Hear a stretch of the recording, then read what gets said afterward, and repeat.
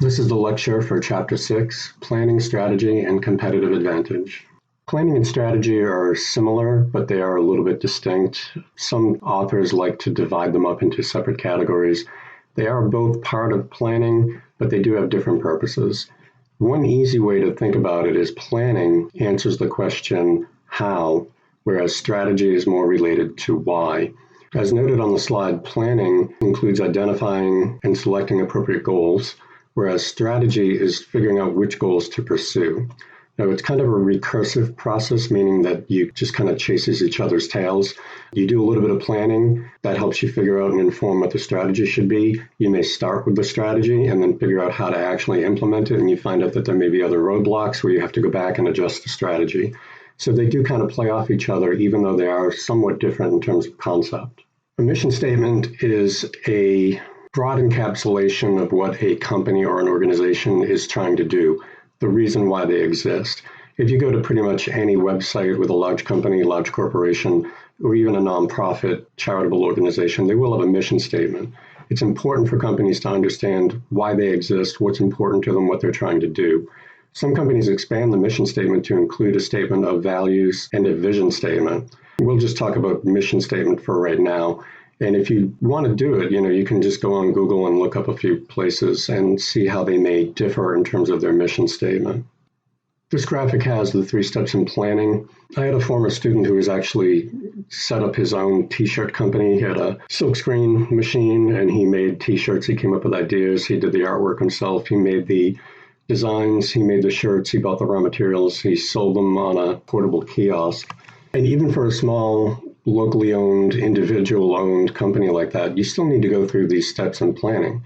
Determine what the organization's mission and goals are. Well, he wants to make his own t-shirts and he wants to sell them and he wants to make a profit. You do that by getting t-shirts that people want to buy and doing them of sufficient quality that they'll be happy with the purchase and potentially come back and be a repeat customer. So the mission is to create good quality products, let's say, and give your customers what they're looking for.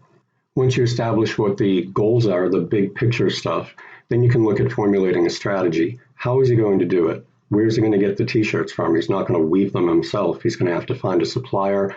They're going to have to be different colors, different stitch counts, whatever it may be. How is he going to sell them? Is he going to sell them from a kiosk? Does he want to expand to the internet? Does he want to sell to other people? Does he want to do licensing agreements and make t-shirts on demand for others? Does he want to do custom t-shirts? He has to figure out what the strategy to be able to do any of those things would be. And then once you get the strategy in place, you need to implement it. This is basically a step-by-step manual to follow in order to get everything operational and satisfy the strategy and ultimately meet the mission. As I said, the planning piece and the strategy piece are very closely related. So you might formulate a strategy, and then when you find out there may be a dead end in one area, you can't sell in a particular area, the taxes are too much, whatever it may be, that may go back and make you alter what the strategy may be because the planning part of it, where you try to actually implement it, isn't going to work. So it's important to do all of this ahead of time because if you could imagine you didn't have a plan and you just dove headfirst into it, the clock is ticking, you're spending money, and you run into a roadblock that you have to fix. You may have rent to pay, you may have suppliers to pay, and you wouldn't have any income coming because you're not capable of getting the thing off the ground. Before you make any commitments and before you start operating as a business, having all of these questions, all of these plans in place so that you know what you're supposed to be able to do, it's all been vetted out, it's all been mapped out ahead of time, so that ultimately, if you have a really good plan, all you need to do is follow the steps that you've already mapped out and figured out if they're going to be successful. They may not always be successful, but it's a lot easier to adjust a plan that exists than to make up a plan as you go.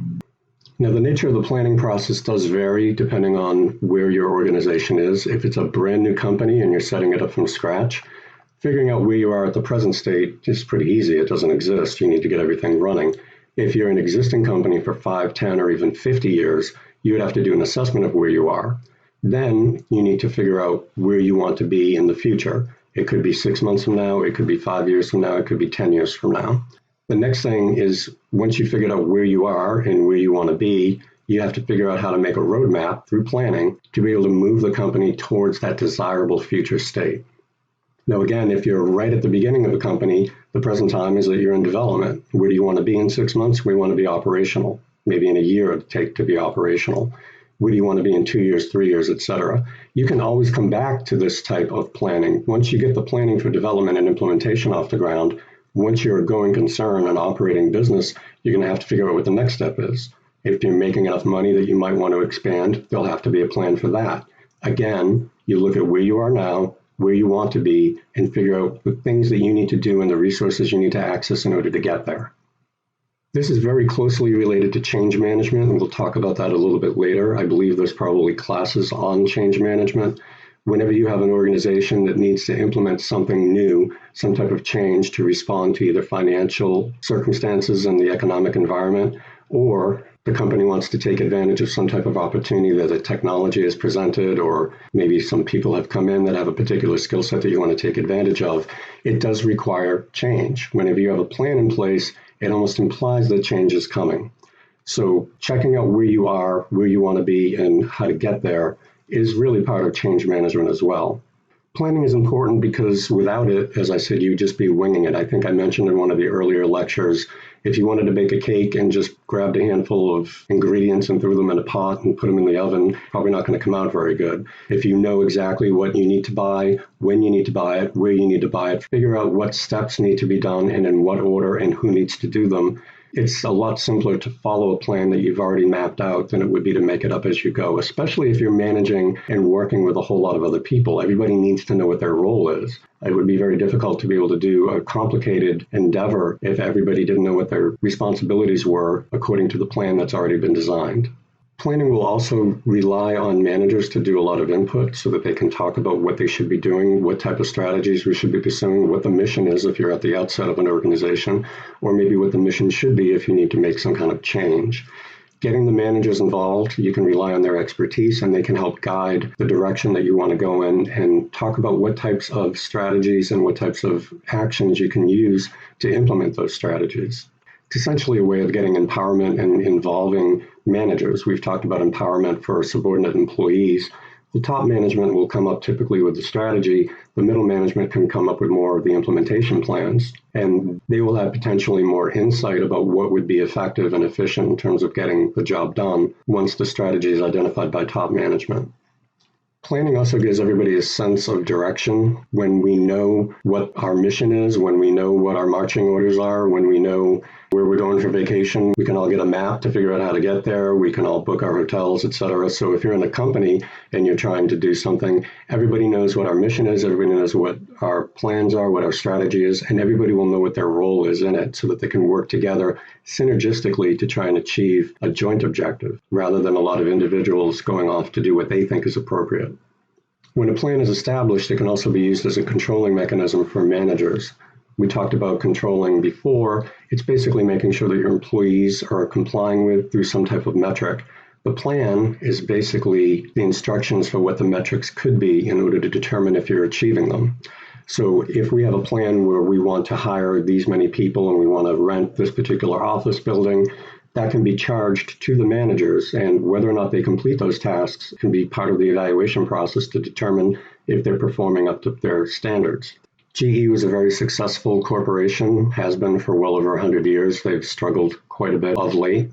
You can see their organizational design here. They've got the corporate level, which is the CEO and the top managers within the corporate office. They divide their organizational structure into various divisions: aviation, energy, power, healthcare, etc. And then they give you an example here.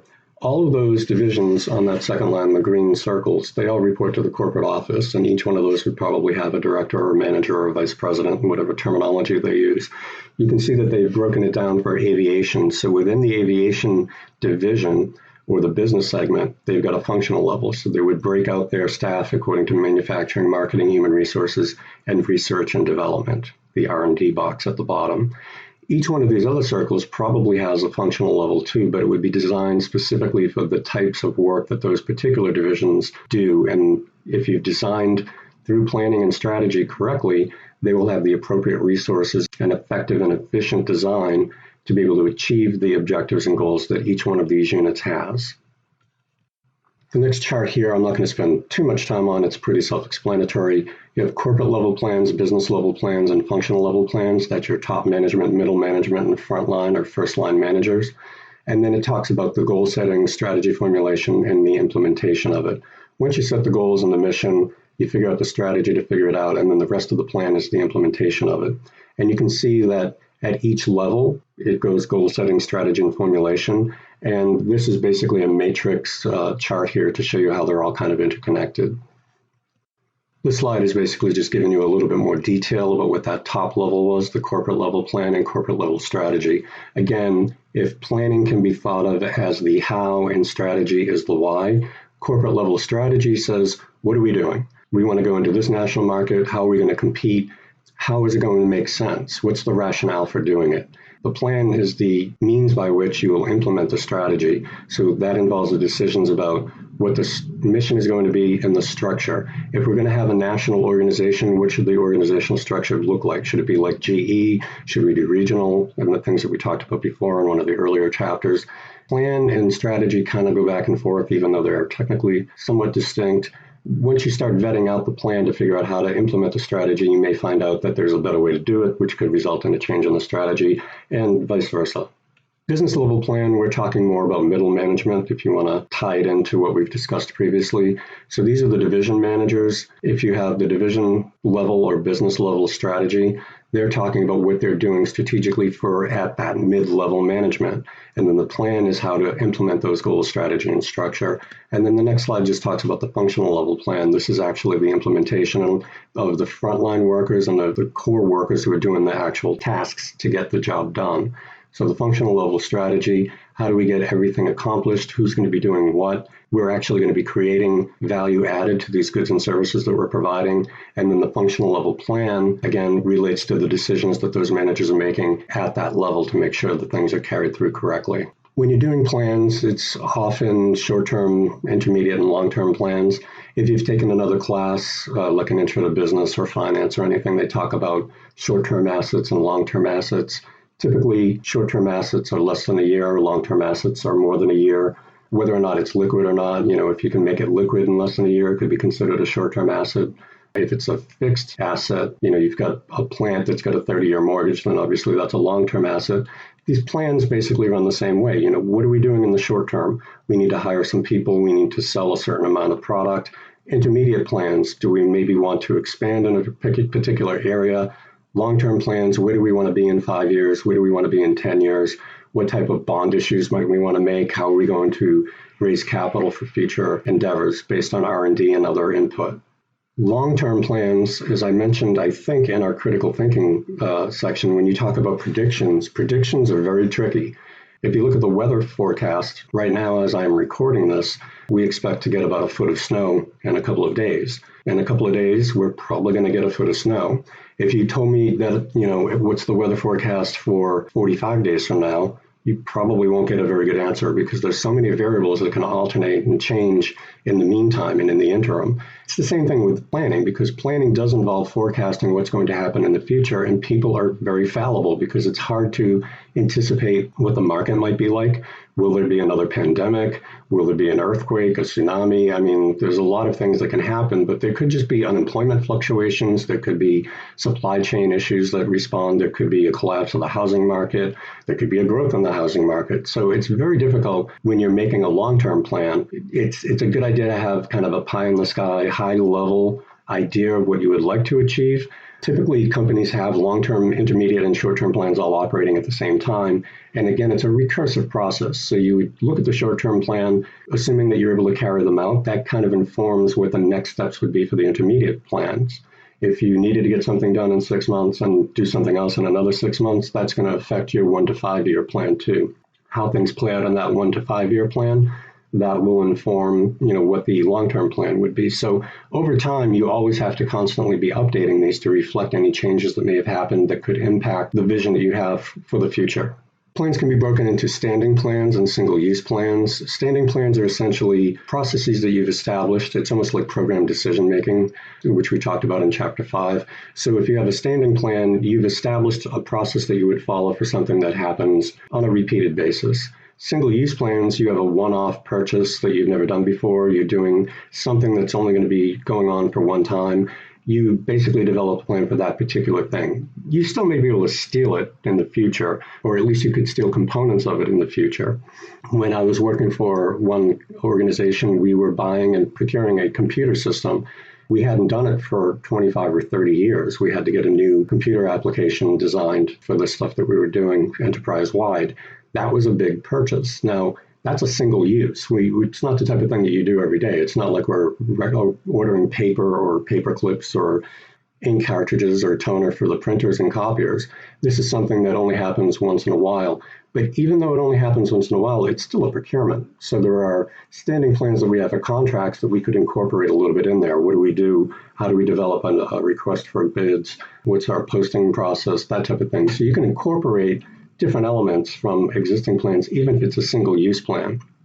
For standing plans, they're basically guides to action. So how do you requisition the equipment? One thing that I talk about when I teach the human resources course is it's good to have a standing plan for how to govern your hiring process. Make sure that you're in compliance with the law, however you review the resumes, however you do the job descriptions, the postings, that type of thing.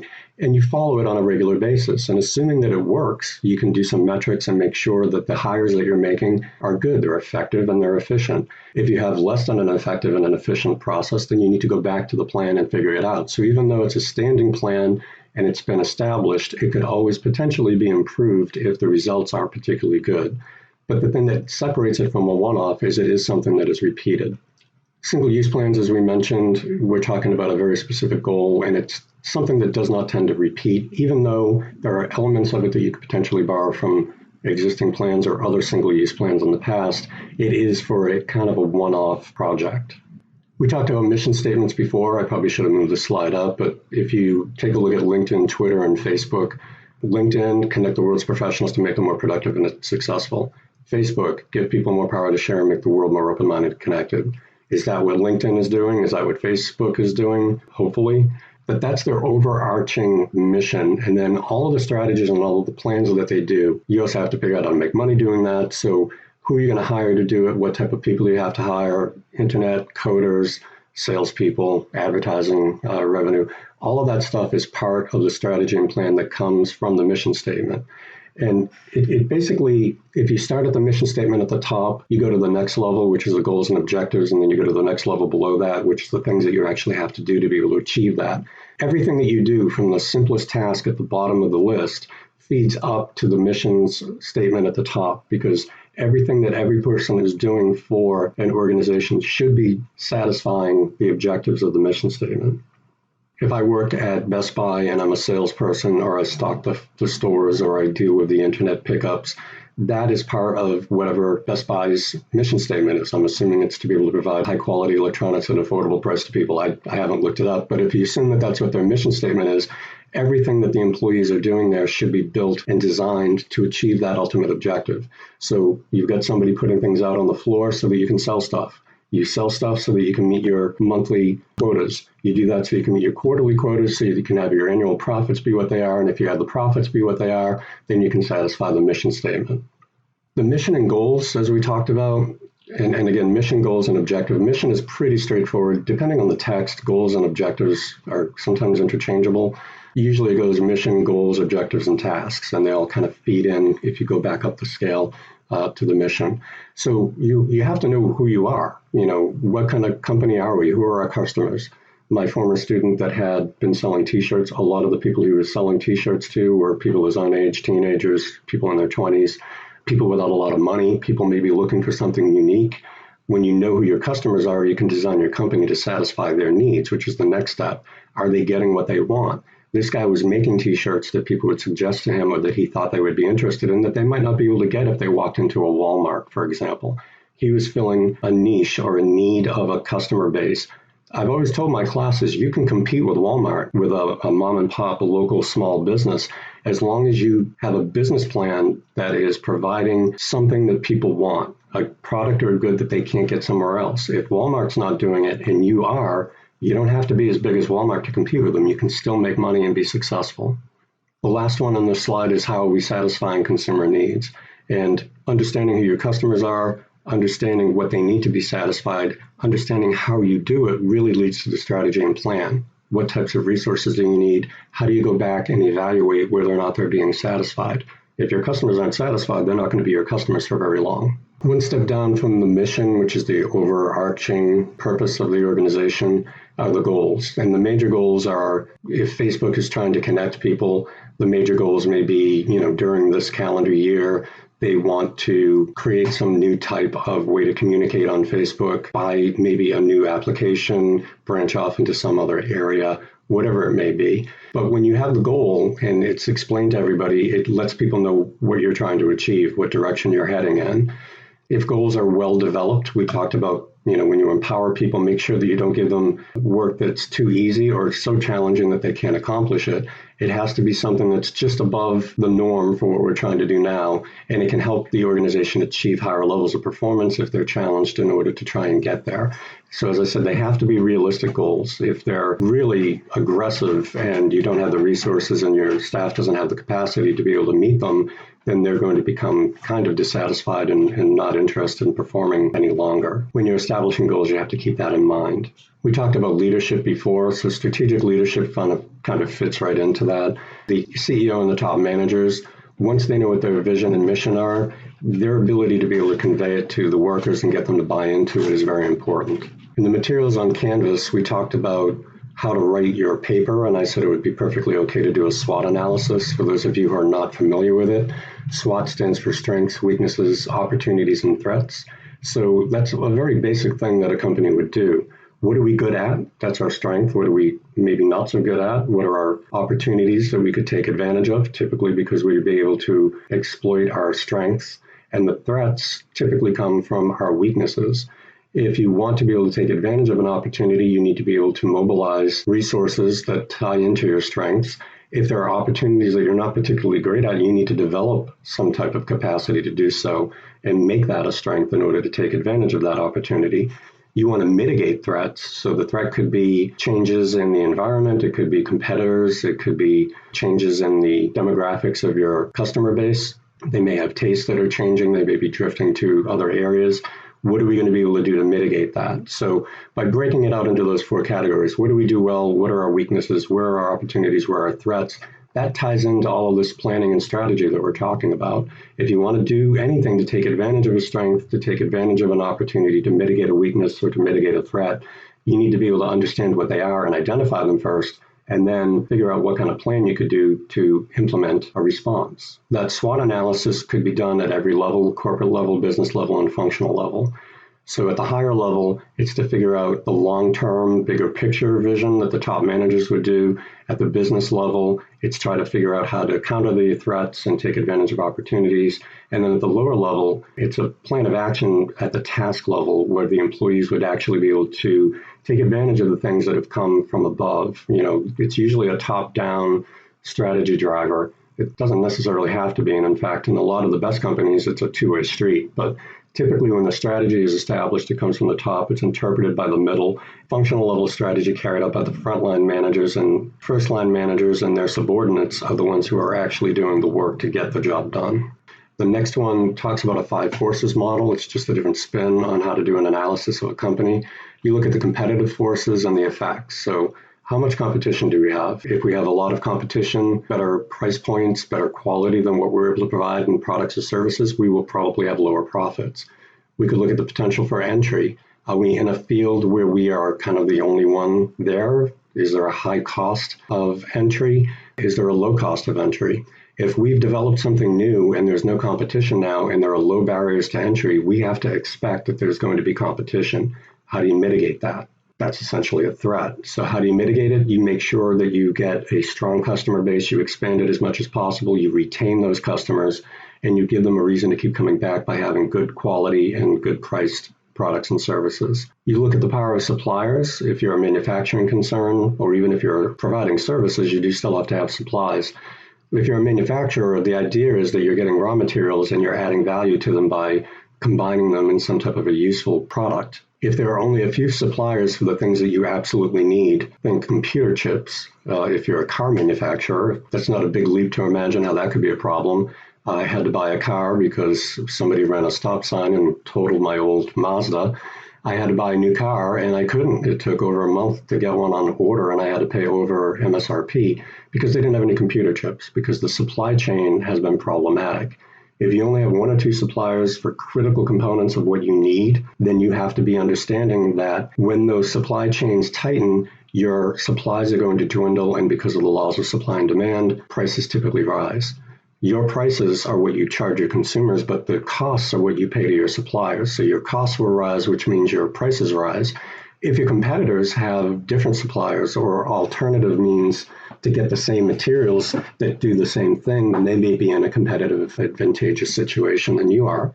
The power of customers relates to the marketplace and what their options are. If you buy in bulk and you buy a lot of material, you can usually drive down prices. I can get into that a little bit later. I covered that in my introduction to business class, but it's just the concept of buying in bulk allows you to sell more at a lower marginal profit, but you have more profit overall because you've increased the amount of things that you're moving. So I could sell one thing for a $10 profit. If I sold 10 things at a $5 profit, I'm going to make more money, even though the marginal profit rate is a little bit lower. So if you have customers who are able to buy a lot, they will probably expect you to be able to drive the prices down. Now, that can work in some cases, depending on the supply chain. It may not work in others. What type of substitutes do you have? If you have to get substitute products, if your consumers can buy things from your competitors, that's going to have an impact on your prices, and ultimately, depending on your costs, what your profit margin is going to look like. Hypercompetition is just basically a term for you to be aware of. The different types of business level strategies, one of the things you can look at is whether you want to do a low cost strategy, trying to basically drive down your costs. Now, again, costs are different than prices. If you're a manufacturer and you're paying for your supplies, that's a cost. The price is what you charge your consumers, and the markup between the difference between the cost and the price is what your profit is. Profit is defined as revenue less expenses. In this case, revenue is the amount of money that came in on the sales at the price that you were selling the particular product or service, less the expense, which is the cost that you paid for something. Costs are also attributed to the manufacturing expenses related to equipment and personnel. So if you can figure out a way to cut costs by having supplies lower their prices, by having a more competitive procurement system for that, by decreasing your HR expenditures for staff, or by improving efficiency by buying new equipment, which may have an upfront cost, but it may have a break-even point at a reasonable period of time that you can make a profit that would be bigger than now in the future, then that would be basically one thing that you could focus on, low cost. Differentiation is also another strategy that you can do. It's not necessarily tied to cost. It's tied to having a product that's different than your competitors. As I said, my student was selling t-shirts. You can buy t-shirts anywhere, but you couldn't really find his t-shirts because they were unique designs for him. If you have a product that's different and you can't find it anywhere else, you could have an advantage provided you're able to get the message out there and people become aware of it. The minute the people who are your customers become aware of it, the competition will become aware of it too. So you always have to be prepared for them to emulate what you're doing or potentially even copy what you're doing. That's why trademarks and patents are very important. It's beyond the scope of this class, but it's something to keep in mind. Being stuck in the middle means that you're trying to be both low-cost strategy and a differentiation strategy. It's pretty difficult to do because differentiation is usually a cost driver. You know, the old saying with Burger King is you can have it your way. Special orders don't upset us, if you remember the old jingle. The reason that when you order something that's different, it costs more money because it's not just following the same process. When you go to, McDonald's, they make a Big Mac. One Big Mac is the same as every other Big Mac. If you want a Big Mac with a special kind of cheese without any sauce and all the onions, then somebody has to change what they're doing and it's going to take them more time. And as the old saying goes, time is money. So if you're trying to get a low-cost strategy, but you're also trying to keep your products different and establish differentiation to attract customers, differentiation is a cost driver. And while you're trying to keep costs down, they kind of contradict each other. A focused low-cost strategy is when you're only serving one particular segment of the population or of the market, and you're just trying to do that one thing better than anybody else. You dedicate all of your resources to it. If you are a large company and you have what's known as an economy of scale, you're big enough so that you can drive down prices because it's cheaper for you to make, then you can really just focus on that one particular segment, making high-quality, low-cost products, get an advantage over the competition. You can have a focused differentiation strategy, which is, again, trying to be a little bit different than everybody else. Other things to look at when you're talking about corporate level strategies, some companies may concentrate on a single industry. If we use the example of Apple, the definition of industry needs to be understood in the context that they are a technology company. They provide technological products such as computers and largely things like iPhones and the Apple Watch. However, even though it is one industry, that is a pretty broad industry. And as we're going to see in a couple of slides when we talk about diversification, Apple used to just sell computers. Then they went into laptops, aside from desktops. They went into the iPad, the music. They have a lot of applications. They started selling the iPhone around 2007. So they're in a technology industry, but that industry that they're focusing on has been a little bit diversified. However, concentrating on a single industry means that they're sticking to technology. They're not going into things like creating farm equipment or going into banking or insurance or something that would be beyond focusing on that single industry. Even if that industry that they're focusing on, they have diversified their product offering. Vertical integration is when a company can either move backward into the value chain or forward into the value chain. It's called vertical integration because if you're a manufacturer, you're taking raw materials or some pre-assembled component parts from some other companies and you're buying it from them. You do not produce those. What you do is you assemble a product together and then you sell it to somebody else who's going to distribute it. You don't sell it to the end user. You don't create the product material on your own. You're buying raw materials. Your job in the value chain is to assemble it and put it together, and then you sell it to a distributor. So that's what they mean by vertical. Vertical should be up and down. As you see in the next slide, ironically, it's illustrated horizontally. If you can take a look at the top line, if you are an assembler, you're the manufacturer that puts things together. You're a car manufacturer. If you go backwards one step, you could have an intermediate manufacturing. You could have the car seats being built by a company that just does the seats. You could have the glass that's been molded to the appropriate shape and size. You could have the radios and the electronic systems that were brought in. Your job as an assembler is to put it all together. And if you go forward in the distribution chain from the assembly box, you're going to be going towards distribution. And if you're a car manufacturer, you're going to be selling these to dealerships that would sell it directly to the consumer. If you go even further backward in the other direction, you could go down to the raw materials, which is taking the steel out of the ground, refining it, and getting it into the proper shape. If you're an assembler, there are raw materials that are produced by the companies that actually get that material ready. They then sell it at a markup to intermediate manufacturers, and then you buy materials from them that you then put together. You mark up that price, it goes to the distribution, and then they do their retail markup. So by the time the customer gets it in this value chain, there are potentially 4 markups in terms of the price that the consumer is paying. What vertical integration means is if I'm the assembler, I may be able to go backwards in that vertical value chain. I can buy or establish my own intermediate manufacturing capability. I could even go back to the raw material piece. If I produce my own raw materials, if I do my own intermediate manufacturing and I assemble it, and then if I want to even move forward, I could deal with the distribution and sell directly to the consumers. What you're doing is you're cutting out all of those markups so you could drive down the price. It could give you a competitive advantage. You would become a much bigger company. And one of the risks here is if I'm an expert in assembly, I may not necessarily be that great at distribution. I may not be that great at creating raw materials. You usually would buy another company. But if you buy them and you incorporate them into your own, you're not going to be charged a markup for your own products. So it's a way to drive down prices. And it's by getting this economy of scale, by becoming bigger and controlling all of this value chain, you can drive down prices to the benefit of your customer. Diversification talks about a company being able to move into different parts of an industry or maybe even a new industry entirely.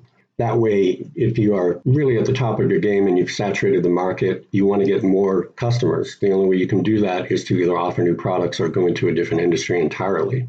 The different types of diversification are related diversification. This can also be referred to as horizontal diversification. If you think about the previous slide, they talked about vertical value chain, even though it was listed left to right horizontally, which may be confusing.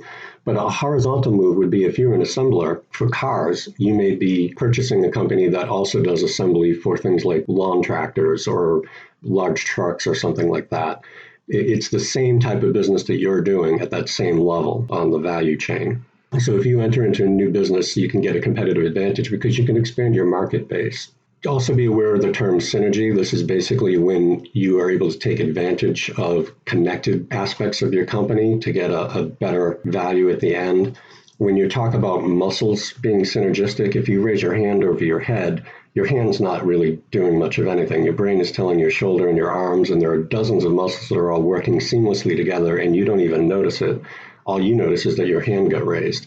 When you're making a product, if everybody's working together synergistically, it's really just this coordination that you've got where you can get everything working together to get essentially a sum that would be greater than the parts. If you work together well as a team, you're able to produce more than you could as an individual. Going back to related diversification, if you think about a company like, let's say, Coca-Cola, they make Coca-Cola, which most people are familiar with. They've also expanded into a related field because they are a beverage company. So they've got Honest Tea. They make other types of iced tea. They sell coffee products. They also have milk products called Fairlife. They've owned Minute Maid for the juices. They do the Simply brand of juices. Even within soft drinks, they've obviously got Coca-Cola, but they also own the Barq's brand. They own Fanta, Fresca, Schweppes, Sprite. As the popularity of carbonated drinks has started to fall, people maybe want a healthier alternative. They've moved into bottled water as well, so they have Dasani, and they also have sport drinks like Powerade, as well as vitamin water and smart water. So Coca-Cola, in terms of related diversification, because they are a beverage company, they've expanded into these other types of brands offering different but similar products. That allows them to sell their product to people who may not be interested in just Coca-Cola, and therefore you can expand your customer base and hopefully make a bigger profit at the end of the day. Unrelated diversification would be if Coca-Cola actually ended up buying another company in a different type of industry. It's not necessarily directly related, in the Coca-Cola example, to beverages. They could buy a food company, they could buy into some other area that they're completely unfamiliar with. Years ago, the Sears department store branched off into financing, and they created the Discover card. They did a lot of life insurance and other types of financial services that were completely unrelated to their primary focus, which was to be a department store. There is a benefit to that if you're able to pull it off, because you can expand into completely different customer groups. And because you have management capabilities that are already established, you could then branch off into other areas and get customers that would not be purchasing your products or services otherwise. The risk here, though, is if you are an expert at one thing, that doesn't mean that you're going to be an expert in another. So if you branch off into another field and you don't have that inherent competency to be able to run it, you could be running into a risk. A lot of times what they do is companies will take over a failing company or a company that's not doing that great. They rely on the expertise that's already there, but they try to upgrade their managerial skills and maybe give them an infusion of cash. Another way that a company can expand, either through diversification, horizontal, vertical, etc., is to go global. If you have a global strategy, you're selling the same product or service using the same marketing approach everywhere. Coca-Cola, that logo is probably the most recognized symbol in the world, whether you speak English or whether you're even literate or not. You can probably recognize that red and white scripted Coca-Cola sign. There's a value to that. If people from other cultures and around the world would be interested in your product, it's a lot better than having to translate it to something else. So there's a cost savings involved. You can sell the same thing everywhere instead of repeating it or putting a twist on it to make it different. Any change that you make will cost something. The problem is when you move into a global strategy, there may be culturally significant aspects to products that are already being sold in a market that you're trying to penetrate. If you think of Kentucky Fried Chicken, if you're old enough, you remember when it was called Kentucky Fried Chicken. Now it's called KFC. Why is it called KFC? Because Kentucky Fried Chicken can be a mouthful if you don't speak English as a primary language. But regardless of what language you speak, KFC is a lot simpler way to market your product. So when Kentucky Fried Chicken went global, one of the things that they did was change their name to KFC. So the marketing strategy was able to be a little less expensive. You didn't have to call it something different in every company. They just made it an easier name that would be more accessible to different customers from different parts of the world. A multi-domestic strategy is different than the global strategy because you will make some changes to the products. Even the example that I gave with KFC, if they're selling in a different country that has different tastes, they may do a different mixture. They may offer different products. Their primary product is chicken, but the way it's prepared could be different. If you go on YouTube, you can actually find videos about how McDonald's are different. I found a video a couple of years ago. I'll try to find it and link it in Canvas. But if you look at McDonald's, they do offer kind of the same strategy. It's called McDonald's. They've got the golden arches everywhere. But the menu might be slightly different depending on the tastes and the values that different customers in different countries have. They may offer something on the menu in one country that is not available in another, simply to reflect the basic tastes. A lot of the products will be the same, so there are cost savings to be made where there is similarity, but in order to get better market penetration for the particular needs of a specific market, they may alter and customize it a little bit. It's a lot cheaper than doing a completely new business venture and having a new identity. They are basically just customizing what they've already got. It does cost a little bit more, but if you're able to appeal more to those customers in the market that you're trying to reach, it usually would pay for itself and give you the opportunity to gain a profit. The next slide shows a graphic that basically gives you a list of the types of ways that you could expand internationally on the basis of risk. On the left is the lowest level of risk, which means the possibility that you would have a loss. We're talking about dollars and cents in most cases. So if you expand into international markets, the lowest level of risk is going to be represented at the left. So even if you failed, the exposure wouldn't necessarily be that significant. On the right, you would have the highest level of risk, where if you failed, you would lose quite a bit of money or investment. So going from left to right, importing and exporting is the lowest risk. Licensing and franchising is next. Strategic alliance and joint ventures are third, and then the most risky thing to do, but also potentially the greatest return capability or potential, is the wholly owned foreign subsidiary. So exporting is simply making something domestically. If you're a Boston company, you manufacture something here. Rather than going someplace else to manufacturing them there, you are actually going to ship them out. You would send them over to some other distributor that would be able to market them in another location. The risk is low because all you're really doing is manufacturing more of a product here, and you're sending it someplace else to get sold. You would not get as big a profit if you were making it and selling it locally, because you are going to have to pay for the transport, and the party that's selling it to the market internationally is going to have a markup. So the price is typically more expensive when you export something and people are buying it someplace else. It's an imported product for them, and typically that's going to reflect the expenses. However, if you are able to make something here and transfer it over and there's a demand for it, you should do that type of research ahead of time. You can still expand your market share without having to take the risk of expanding your investment someplace else to make that product. Importing is simply selling products domestically that are made someplace else. So if you were in Boston and you weren't a manufacturer, let's say you had a great distribution network and there was a demand for a particular type of product that is not made locally, you can import them from another country. And you would pay to have that product brought over here, and then you would sell it. The company selling it to you would be making money without having to come to the United States. You would be offering a product that may not be available from anywhere else. There's no domestic capacity for it.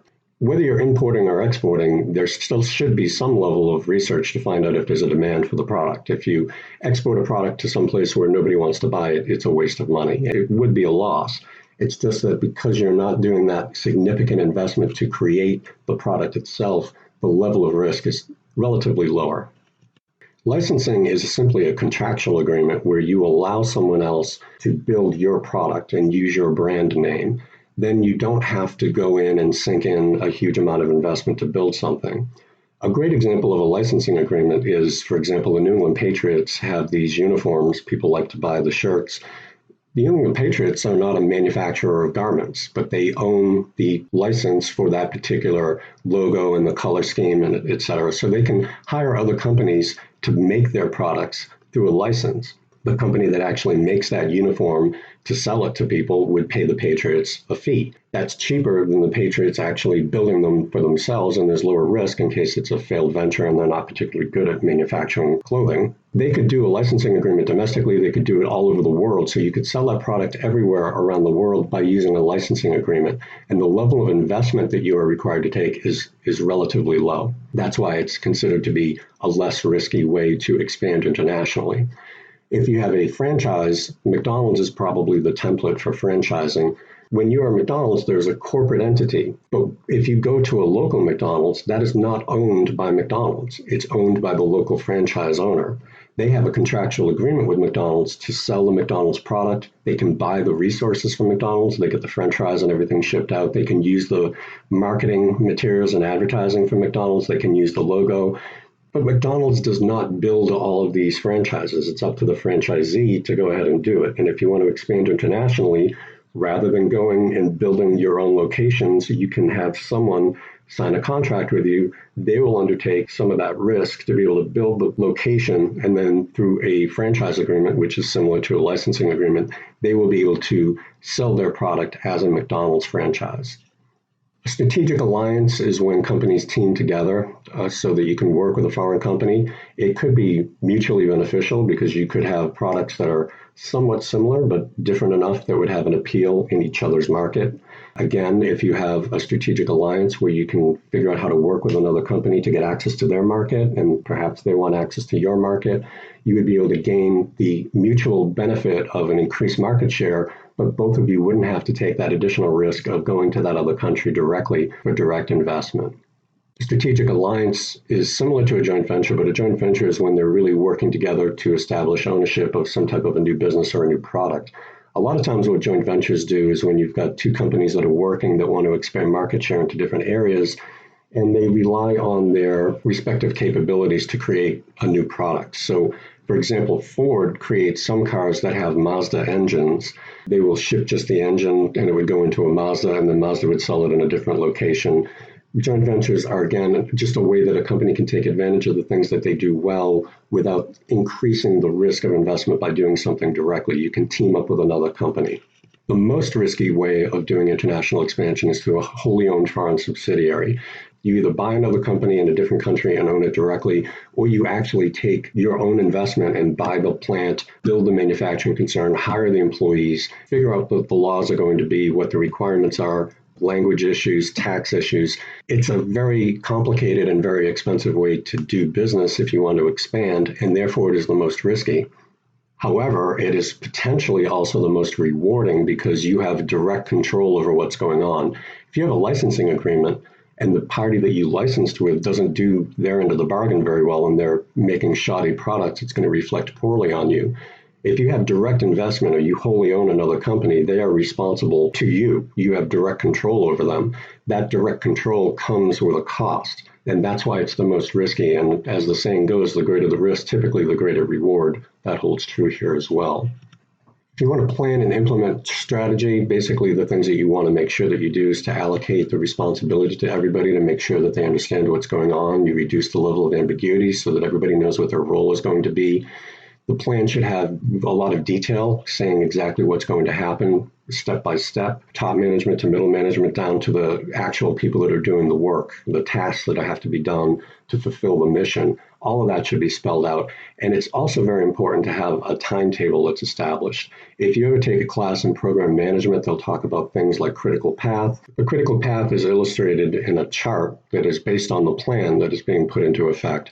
If you need to build something, I need to build a car. Well, I can't put the engine into the car until the framework is there. So the frame has to happen first. Before the frame has to happen, we have to get the raw materials to build the frame. You can't put the doors on it without the frame. So establishing the frame of the car is the critical path. That has to happen first before the other steps can be done.